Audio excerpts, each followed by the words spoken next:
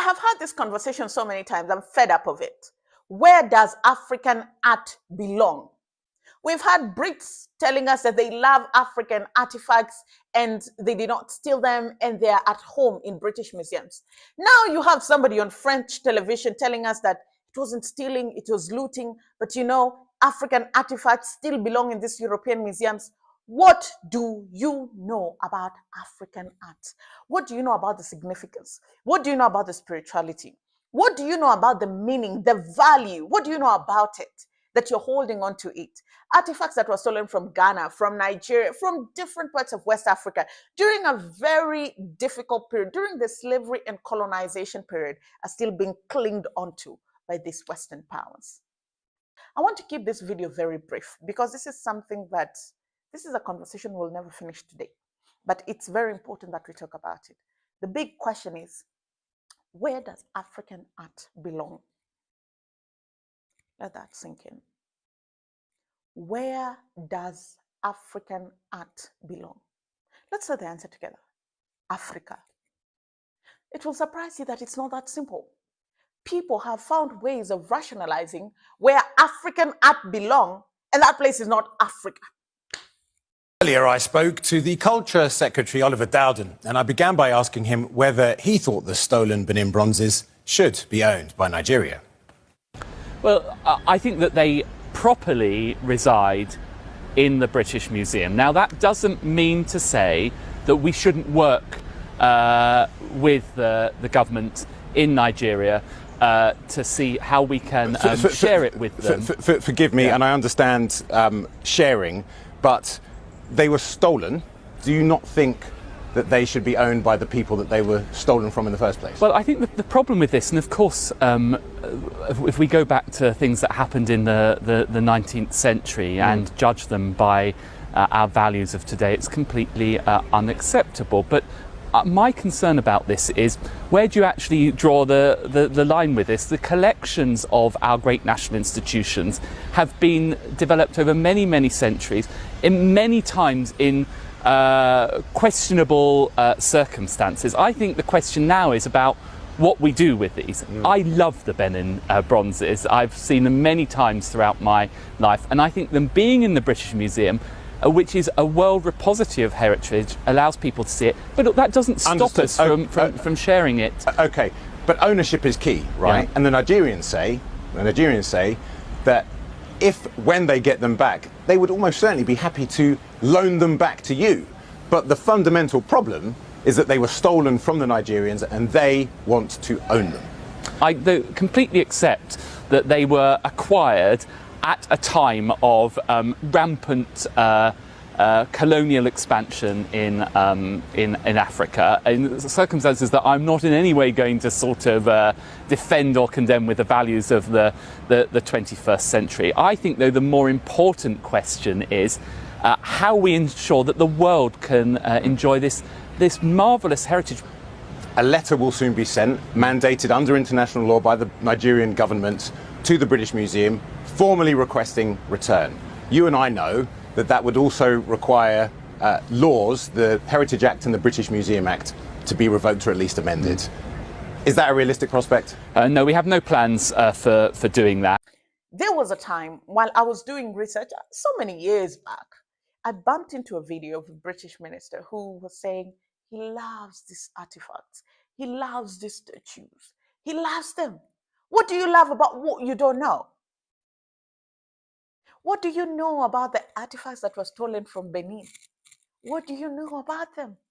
What do you know about the artifacts that were stolen from Ghana? The gold chains, the crowns, the necklaces, the mantles of leadership. What do you know about them for you to love? You cannot love that which you don't know. You cannot love that which you can't relate to.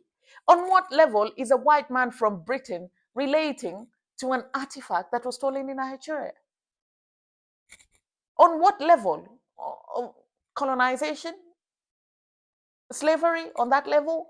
Because do you even know the history of the people, the history of the artifacts, the significance, the symbolism? Do you? You don't. So what do you love about them? You love that it reminds you that you continue to exert power. You love that it reminds you of the evils that you did on the African continent, including colonization and slavery, because that was the time that this looting happened. Then the other day I go on television, I'm watching TV, and a journalist is having a conversation with somebody who's rationalizing where African art belongs.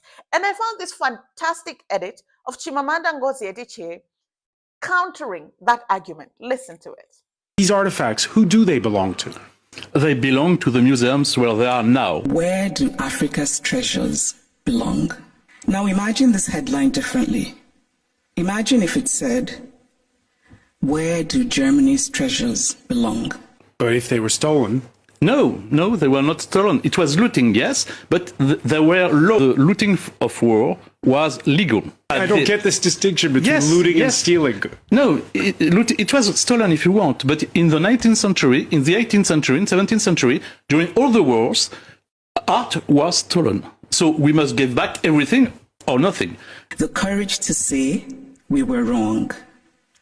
The courage to say about art acquired illicitly, this is not ours. And more of this, these works of art, when they were taken, if they were not taken, they would have disappeared, because many of artifacts, African artifacts, are made of wood, and wood it was not made to be kept, you know, so it would have disappeared. They became works of art in museums because Europeans said it's art. This position is paternalistic arrogance of the most stunning sort. It is also lacking in basic logic. Since when has the basis of ownership been taking good care of what is owned? Much of what we call African art are also documents that tell stories, that these are objects that are religious, spiritual, sacred. And if you want to come back on this, why don't you come back 19th century, 17th century, 16th century? You cannot stop. You don't know where to stop. Obviously, I don't think everything should be sent back to the countries from which they came. Not everything was stolen. But those things that are sacred, those things for whom people were killed, those things that have in them the stains of innocent blood should be returned. You know, how do we get African kids to see their own artifacts? Yes, you can do this, you know, in French museums and Africa, to organize exhibitions. Yes, it's okay to send them to Africa, but they must return to the French museums where they belong. Europe has defined itself as a place of certain values: progress, liberty, fraternity, tolerance, individual rights, and most of all, the rule of law. A nation that believes in the rule of law cannot possibly be debating whether to return stolen goods. It just returns them. Europe should be what it claims to be. Live up to the ideals with which you define yourself. I say this, and I say this again without the fear of contradiction. African art belongs in African museums. What happened was thieving, was thuggery, was stealing, and this was done during slavery and colonization, periods during humanity that should have never happened. But by the mere fact that these people keep clinging on to these artifacts, these stolen arts, these stolen goods, it just goes to symbolize that they're not remorseful, they're not sorry, and they don't see anything wrong in exactly what they have done. And that is where the problem begins, because it tells you that when somebody doesn't see what they did as wrong, what's the probability that it's going to happen again? Really, really high. What is the significance of these art items being in British museums? Like, what's the significance? What value does it add? It's just revision of a very dark time of history. Now, tell me, what exactly does it do? Yet the British minister will tell you this. To be honest, I don't think this is a conversation that will ever end until all those stolen artifacts make their way back to the African continent. Not loaned, not leased, brought back with an apology as loud as the disrespect and compensation. That is the only time that this conversation